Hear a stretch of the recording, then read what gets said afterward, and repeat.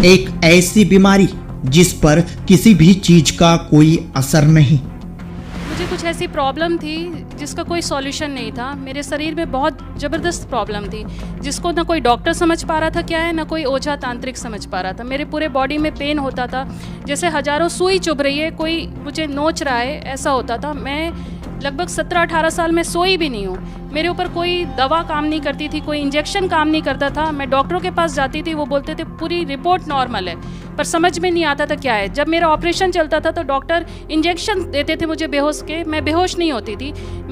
मुझे नींद के इंजेक्शन देते थे, मुझे नींद नहीं आती थी। मेरी बॉडी पार्ट को सुन्न करने का इंजेक्शन लगाते थे, वो भी मेरे ऊपर काम नहीं करता था। वो पेन किलर देते थे, वो भी मेरे ऊपर काम नहीं करता था। तो डॉक्टर परेशान थे कि इतनी ज़बरदस्त तकलीफ है और कोई इंजेक्शन काम कैसे नहीं कर रहा। हमने अपनी लाइफ में कभी ऐसा केस नहीं देखा। यह है अंजना तिवारी, जामनगर गुजरात से। और अंजना जी को ये कैसी प्रेत बाधा थी जिसका इलाज पूरी दुनिया में नहीं था। जब हम ओझा तांत्रिकों के पास जाते थे या एस्ट्रोलॉजर के पास जाते थे तो वो बोलते थे ये ग्रह है, वो ग्रह है, ये बीमारी है, वो बीमारी है। फिर कोई मुर्गा मांगे, कोई बकरा मांगे, कोई कुछ भी मांगता था। कोई बोलता था महामृत्युंजय का जाप करा लो, कोई बोलता था काली का जाप करा लो, गया करा लो। हमने वो भी करा लिया, 20 लाख चले गए, पर प्रॉब्लम वहीं की वहीं रही, कुछ भी नहीं हुआ। फिर वो लोग बोलने लगे कि नाटक करते हैं कुछ, मतलब ऐसी प्रॉब्लम बोलने लगे। मतलब सब तरफ से हार गए हम। अंजना जी के शरीर पर कब्जा करने वाला ये प्रेत इतना शक्तिशाली था कि जो कोई भी इसे अंजना जी के शरीर से भगाने का प्रयास करता उसी पर हमला करने लगता है। सारे तांत्रिक अब थक चुके थे और अंत में कहने लगे कि ये प्रेत बाधा इतनी शक्तिशाली है, इसका तो स्वयं ब्रह्मा जी भी कुछ नहीं बिगाड़ सकते। करता था जो ओझा तांत्रिक, पहले तो बोलता था 100% हम ठीक कर देंगे, पर अगले दिन वो हाथ खड़े कर देता था, बोलता था इनके ऊपर कोई ऐसी शक्ति है इन्हें ब्रह्मा भी ठीक नहीं कर सकता। बोले जो हम इनके ऊपर से हटाने की कोशिश करते हैं तो वो हमारा जान लेने लगता है। तो ओझा तांत्रिक भी हाथ खड़े कर देते थे। जीवन से हताश, निराश और लाचार अंजना जी अब पूरी तरह से टूट चुकी थी और तभी उन्होंने संत रामपाल जी महाराज की शरण ग्रहण कर ली। और इसके बाद संत रामपाल जी महाराज द्वारा प्रदान किए गए अमोघ मंत्रों की शक्ति से कैसे अंजना जी को प्रेत बाधा से छुटकारा मिल जाता है। हताश हो गई। सुसाइड के अलावा मुझे कोई रास्ता नजर नहीं आता था, पर मेरा बच्चा छोटा था। मैं सिर्फ रोती रहती, यही पूछती थी कि अगर परमात्मा कहीं है तो वो है कहाँ। इस कलयुग में तो परमात्मा आएंगे नहीं। जिसने जो बोला वो पूजा की। कोई बोलता था दुर्गा जी को मानो, कोई बोलता था हनुमान जी का, जिसने जो बोला उनको मानना चालू किया, पर कहीं से कोई रास्ता नहीं। संत रामपाल जी महाराज की शरण में जब मुझे किसी ने पुस्तक भी नहीं दी, कुछ भी नहीं, सिर्फ मैंने आत्मा से पुकारा परमात्मा का। टीवी पे गुरुजी का उस समय आ रहा था, जिनके पास मैंने जाके अपनी कोई प्रॉब्लम बताई ही नहीं। मैंने सिर्फ टीवी में सुना था उनको और मैंने जाके नाम ले लिया। गुरुजी ने आशीर्वाद दिया, मैंने तो अपनी प्रॉब्लम भी नहीं बताई गुरुजी को। सिर्फ घर पे आई, गुरुजी का सत्संग सुनना चालू किया और जो मालिक ने, संत रामपाल जी महाराज ने जो हमें मंत्र दिया था, बस उसको जपना चालू किया और नियम मर्यादा में रह के भक्ति करनी चालू की। धीरे धीरे करके अपनी प्रॉब्लम साथ में, मतलब थोड़ी थोड़ी करके वो धीरे धीरे करके कम होती चली गई। जब कम होती चली गई तो हमारे अंदर विश्वास आया कि सच्चाई यहीं पर है और परमात्मा यहीं है। मैं फिजिशियन के पास भी गई। कौन से मेडिकल में? दिल्ली एम्स में, और स्वरूप रानी हमारा इलाहाबाद का, वहाँ पर और भी बड़े बड़े हॉस्पिटलों में गई मैं।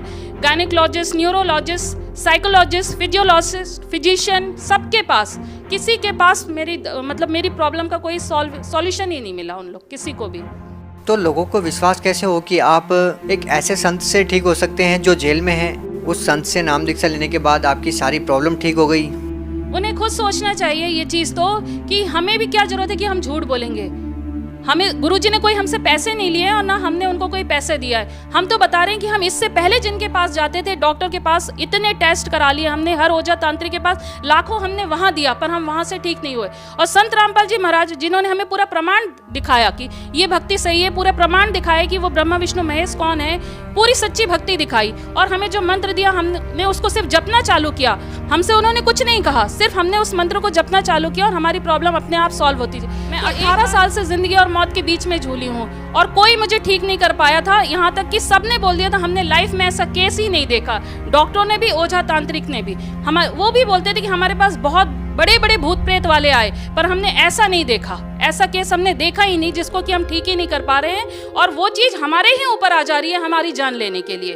और डॉक्टर तो ये बोलते थे हमने ऐसा कोई केस नहीं देखा कि हम कोई दवा दें और इंजेक्शन दें और पेशेंट के ऊपर वो काम ना करे। ये पहला केस है जिसके ऊपर कि कोई इंजेक्शन काम नहीं कर रहे हैं, कोई दवा काम नहीं कर रही। वो मतलब मेरा ऑपरेशन चालू हो गया था पर मैं बेहोश नहीं हुई थी।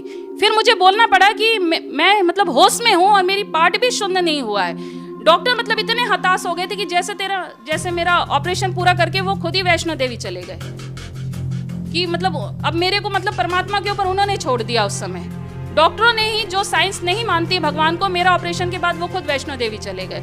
जी नमस्कार। सत साहब सर। क्या नाम है आपका? अंजना तिवारी। अंजना जी कहाँ से आए हैं आप? जामनगर गुजरात से आई हूँ। अच्छा ये बताइए कि संत रामपाल जी महाराज से कब जुड़े आप? मैं 20 जून 2013 को मैं संत रामपाल जी महाराज की शरण में आई थी। क्यों जुड़े आप संत रामपाल जी महाराज से?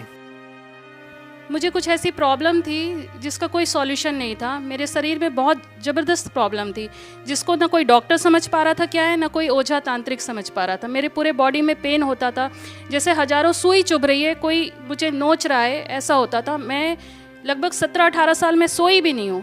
मेरे ऊपर कोई दवा काम नहीं करती थी, कोई इंजेक्शन काम नहीं करता था। मैं डॉक्टरों के पास जाती थी, वो बोलते थे पूरी रिपोर्ट नॉर्मल है, पर समझ में नहीं आता था क्या है। जब मेरा ऑपरेशन चलता था तो डॉक्टर इंजेक्शन देते थे मुझे बेहोश के, मैं बेहोश नहीं होती थी।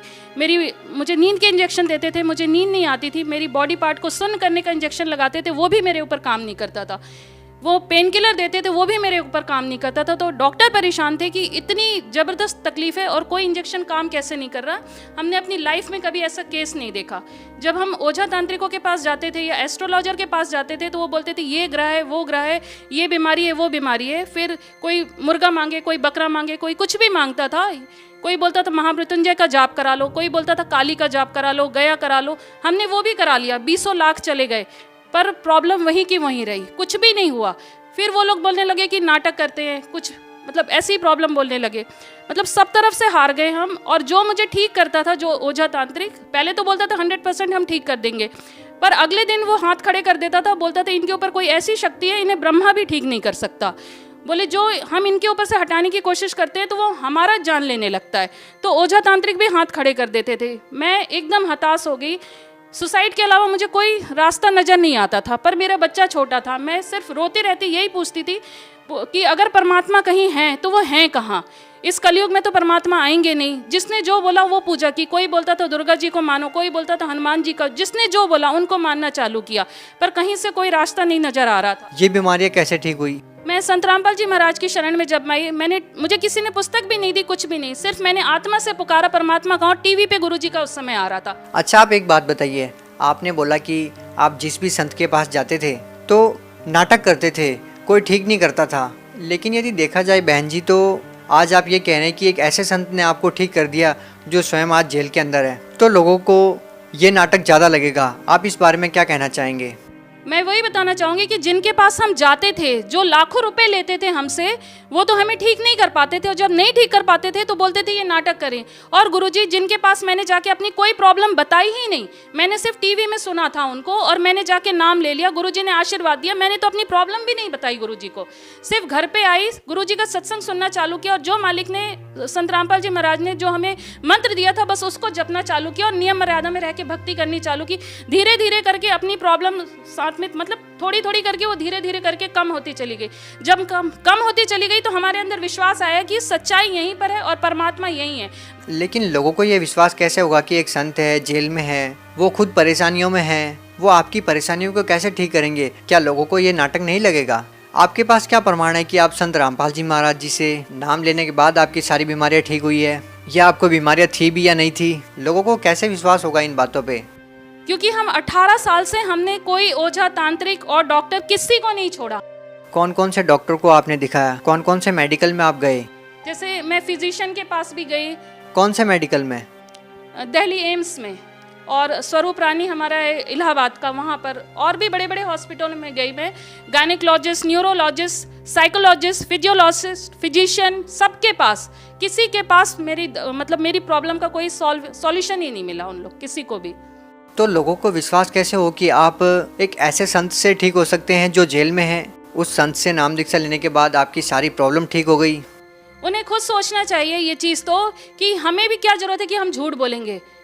हमें गुरुजी ने कोई हमसे पैसे नहीं लिए और ना हमने उनको कोई पैसे दिया है। हम तो बता रहे हैं कि हम इससे पहले जिनके पास जाते थे, डॉक्टर के पास, इतने टेस्ट करा लिए हमने, हर ओझा तांत्रिक के पास लाखों हमने वहाँ दिया, पर हम वहाँ से ठीक नहीं हुए। और संत रामपाल जी महाराज जिन्होंने हमें पूरा प्रमाण दिखाया कि ये भक्ति सही है, पूरा प्रमाण दिखाया कि वो ब्रह्मा विष्णु महेश कौन है, पूरी सच्ची भक्ति दिखाई, और हमें जो मंत्र दिया हमने उसको सिर्फ जपना चालू किया। हमसे उन्होंने कुछ नहीं कहा, सिर्फ हमने उस मंत्र को जपना चालू किया और हमारी प्रॉब्लम अपने आप सॉल्व होती है। तो एक बार ये पूरे मतलब जो हमारे जगत के भाई बहन है, मेरे ऊपर विश्वास ना करे, एक बार वो मंत्र लेकर जपना तो चालू करे। जब वो इतने लोगों को वो ट्राई कर रहे हैं, तो एक बार संत रामपाल जी महाराज की शरण में आके उन्हें भी ट्राई करें। वो जब वो ट्राई करेंगे तभी पता चलेगा। हमें भी कोई चीज़ को हम पहले ट्राई करते हैं। नहीं, आप इतना जोर क्यों लगा रहे हैं? आप क्यों कह रहे हैं कि संत रामपाल जी महाराज से नाम दीक्षा लो? आपका इंटरव्यू देने का क्या मकसद है? मेरा इंटरव्यू देने का यही मकसद है कि मैं 18 साल से जिंदगी और मौत के बीच में झूली हूँ और कोई मुझे ठीक नहीं कर पाया था। यहाँ तक कि सबने बोल दिया था, हमने लाइफ में ऐसा केस ही नहीं देखा। डॉक्टरों ने भी, ओझा तांत्रिक ने भी, वो भी बोलते थे कि हमारे पास बहुत बड़े बड़े भूत प्रेत वाले आए, पर हमने ऐसा नहीं देखा, ऐसा केस हमने देखा ही नहीं जिसको कि हम ठीक ही नहीं कर पा रहे हैं। और वो चीज़ हमारे ही ऊपर आ जा रही है हमारी जान लेने के लिए। और डॉक्टर तो ये बोलते थे, हमने ऐसा कोई केस नहीं देखा कि हम कोई दवा दें और इंजेक्शन दें और पेशेंट के ऊपर वो काम ना करे। ये पहला केस है जिसके ऊपर कि कोई इंजेक्शन काम नहीं कर रहे हैं, कोई दवा काम नहीं कर रही। वो मतलब मेरा ऑपरेशन चालू हो गया था पर मैं बेहोश नहीं हुई थी। फिर मुझे बोलना पड़ा कि मैं मतलब होश में हूँ और मेरी पार्ट भी शुद्ध नहीं हुआ है। डॉक्टर मतलब इतने हताश हो गए थे कि जैसे मेरा ऑपरेशन पूरा करके वो खुद ही वैष्णो देवी चले गए, कि मतलब अब मेरे को मतलब परमात्मा के ऊपर उन्होंने छोड़ दिया। उस समय डॉक्टरों ने ही, जो साइंस नहीं मानती भगवान को, मेरा ऑपरेशन के बाद वो खुद वैष्णो देवी चले गए। और मैं उनसे ठीक भी नहीं, ऑपरेशन तो मेरा हो गया पर मेरी प्रॉब्लम वहीं की वहीं रही। फिर भी तो मुझे समझ में नहीं आया कि ऑपरेशन भी हो गया सब कुछ, फिर भी मेरी प्रॉब्लम वहीं की वहीं है। फिर मेरा मतलब वही सुबह उठ के सबको ढूंढना कि आखिर परमात्मा है कहाँ चैनल पे। ऐसे ही देखते देखते न्यूज़ चैनल पे संत रामपाल जी महाराज का आ रहा था। 2013 मार्च में जो आर्य समाजियों ने हमला किया था वो आ रहा था न्यूज़ में उस समय। उसको मैंने सिर्फ देखा था, तो मैंने सोचा ये कौन से ऐसे संत है जिसके ऊपर ऐसा मतलब आक्रमण हुआ है। ये संत तो मैंने जब उनका थोड़ा बहुत कभी सत्संग देखा था ऐसे न्यूज़ चैनल चेंज करते हो, तो मुझे ये लगा कि ये तो बहुत सीधे साधे से दिखते हैं, तो इन्होंने ऐसा क्या किया जो इनका न्यूज़ में आ रहा है। बस ये जिज्ञासा मेरे अंदर थी, इसलिए मैं उनका P7 न्यूज़ पर उस समय गुरुजी का सत्संग आता था, साधना चैनल पे बंद था, तो मैंने P7 चैनल है उसको लगाया और देखा। उसके बाद मैंने पूरा सत्संग सुना तो मुझे सत्संग बिल्कुल हटके लगा। जैसे और लोग बताते वो ज्ञान बिल्कुल अलग था, जो मेरे को समझ में नहीं आता। एक अजीब सा ज्ञान है ये तो। फिर मेरा इंटरेस्ट बढ़ता चला गया। फिर मैं रोज उठ के 6:30 बजे शायद आता था गुरुजी का, उस समय 6 बजे या 6:30 बजे संत रामपाल जी महाराज का सत्संग आता था। फिर मैं डेली उसको रूटीन से देखने लगी उसको। फिर उसके बाद मैंने धीरे धीरे उसमें एक्सपीरियंस वालों को देखा। तब मैंने देखा कि मुझे गुरुजी ने इतना बचाया है दूसरे संतों के पास जाने के लिए। ये एक मैं बहुत बड़ी बात आप लोग को बताना चाहूँगी कि जब मैंने देखा तो मुझे लगा कि किसी को गुरु बनाने से हमारे कष्ट दूर होते हैं, गुरु मंत्र ले। तो मैंने सोचा कि मैं ज़्यादा दूर क्यों जाऊँ, आशाराम के पास चले जाती हूँ, ये तो यहीं पर अहमदाबाद में है। तो जब मेरे मन में ये आया कि गुरु मंत्र लेने से ही ठीक होता है, तो मैंने आशाराम को बनाने को सोचा। तो अगले दिन इंटरव्यू में आशाराम वाला आ गया भगत बताने कि वो आशाराम के पास से हार के यहाँ आया। मैंने सोचा ये तो यहाँ से हार के आया। फिर मैंने सोचा क्यों ना राधा स्वामी को बना ले, मेरे पड़ोस में ही थी वो, राधा स्वामी को बहुत मानती थी। तो जब मैंने राधा स्वामी के लिए सोचा तो अगले दिन इंटरव्यू में राधा स्वामी वाला भी आ गया। उसके बाद मैंने ब्रह्म ऋषि शिव कुमार स्वामी के लिए सोचा। अगले इंटरव्यू में नेक्स्ट दिन ब्रह्म ऋषि शिव कुमार स्वामी वाला भी आ गया बोलने कि वो वहां से हार के यहाँ आया। फिर मैंने सोचा अवधूत बाबा शिवानंद जी के बारे में जब मैंने सोचा, नेक्स्ट दिन वो भी आ गया। मेरे लिए एक इतना बड़ा चमत्कार की तरह था कि मैं जिन गुरुओं के लिए सोच रही थी, मालिक संत रामपाल जी मुझे उन सब से बचाते चले जा रहे थे। अगला इंटरव्यू उन्हीं का आता जा रहा था। ऐसा भी तो हो सकता है कि संत रामपाल जी महाराज अपने अनुयायियों को पैसे देकर के या किसी तरह का प्रलोभन देकर के दूसरे संतों के बारे में एक कुप्रचार कर रहे हों, दूसरे संतों की निंदा कर रहे हों। ऐसा भी तो हो सकता है।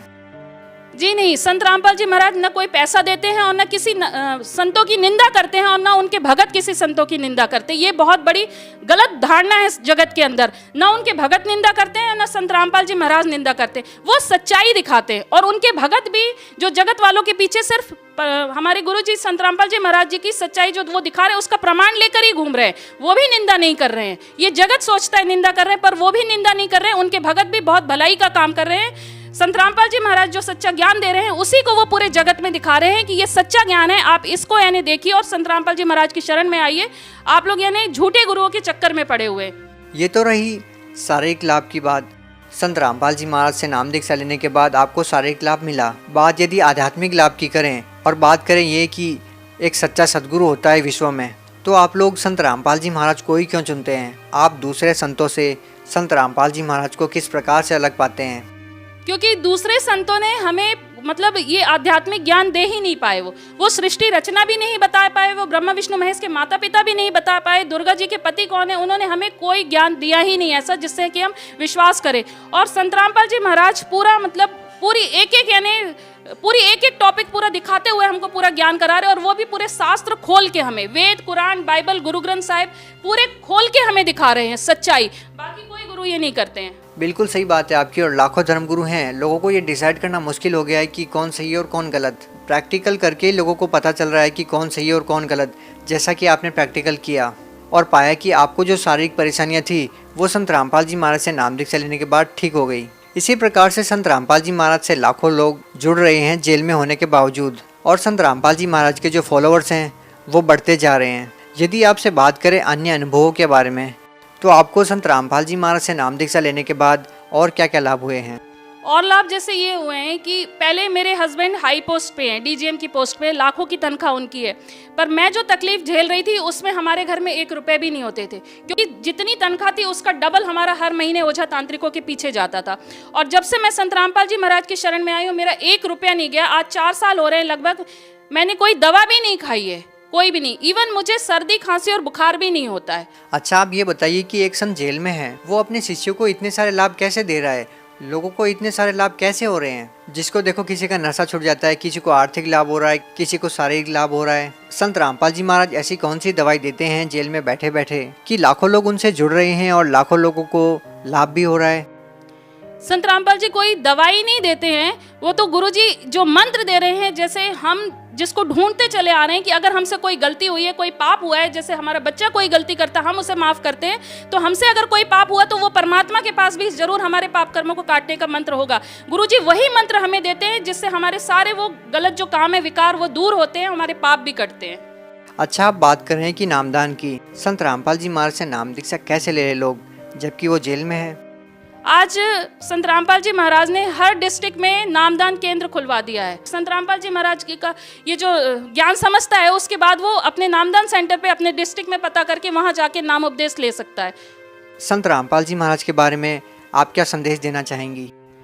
मैं सभी अपने जगत के भाई बहनों से यही बोलना चाहूँगी कि जैसे आप हर चीज़ ट्राई करते हो, एक बार आप संत रामपाल जी महाराज को भी ट्राई करके देखिए। उनकी पुस्तक ज्ञान गंगा पढ़िए, उसमें यानी सच्चाई देखिए। आप जो अपने जो भी पूजा पाठ करते हो, देवी देवताओं को मानते हो, आप एक बार सिर्फ शास्त्रों में लिखा है कि कलयुग केवल नाम आधारा, सुमर सुमर नर उतरे पारा। तो जब हमारे शास्त्रों में ही लिखा है कि कलयुग में भक्ति इतनी आसान होगी कि नाम सुमरन से इंसान पार हो जाएगा, तो फिर ये लाखों मंदिर क्यों बने हुए हैं? यहाँ क्यों लोग जा रहे हैं? क्यों लोग बद्रीनाथ केदारनाथ जा रहे हैं जब हमारे शास्त्रों में ही प्रमाण है? जब हमारे शास्त्रों में ही प्रमाण है, ये पंडित ही हमें बोलते हैं कि बहुत खुशनसीब है वो जिन्हें मनुष्य जन्म मिलता है। मनुष्य जन्म के लिए तो देवी देवता भी तरसते हैं। तो यहाँ पर ही आप अपना कॉमन सेंस यूज कर लीजिए कि जो देवी देवता भी मनुष्य जन्म पाने के लिए तरसते हैं, तो उन देवी देवताओं की पूजा करके हम कहाँ जाएंगे? देखिए, आप एक एजुकेटेड महिला हैं। एक लास्ट पर्सन आपसे जानना चाहेंगे कि आपका जो ज़्यादातर फोकस होता है वो हिंदू धर्म के ऊपर होता है। क्या आप लोग हिंदू धर्म के खिलाफ कोई साजिश तो नहीं रच रहे? जी नहीं, ये हमारे संत रामपाल जी महाराज का ये जो भी प्रचार है, ज्ञान का जो सच्चाई है, वो किसी धर्म से रिलेटेड है ही नहीं है। ये तो उनके उसमें ही लिखा हुआ है कि जीव हमारी जाति है, मानव धर्म हमारा, हिंदू मुस्लिम सिख ईसाई धर्म नहीं कोई न्यारा। हम सिर्फ ये कह रहे हैं कि हमारे धर्म ग्रंथों में जैसी पूजा पाठ लिखी है, बस हमें उसी तरीके से करनी है। और संत रामपाल जी महाराज भी हमारे जो धर्म ग्रंथों में लिखा है उसी के अनुसार हमें भक्ति करा रहे हैं। बहुत बहुत धन्यवाद। सत साहब। सत्य घटना, सत्य की तहता।